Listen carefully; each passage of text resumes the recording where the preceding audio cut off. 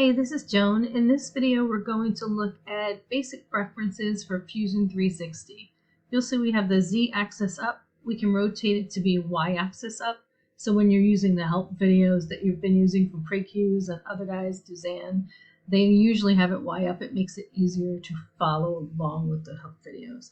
Also, we have units and millimeters. We can change it here, but we can change it permanently, or until next time we need to change it, without having to go through too much trouble. So top right corner, find the little profile picture, click your name, choose preferences. Pop-up comes up, it usually defaults to the general tab right up here. I'm going to come over this way and see here, we want to put Y up. It'll say Z up, that's what you're on. Change it to Y up and then hit apply. Don't hit OK just yet, but if you did, just come up here and click preferences again. So Y up, apply. And then come on the left side, default units, you might have to expand it, design, and change it from, it's in millimeters, change it to inches.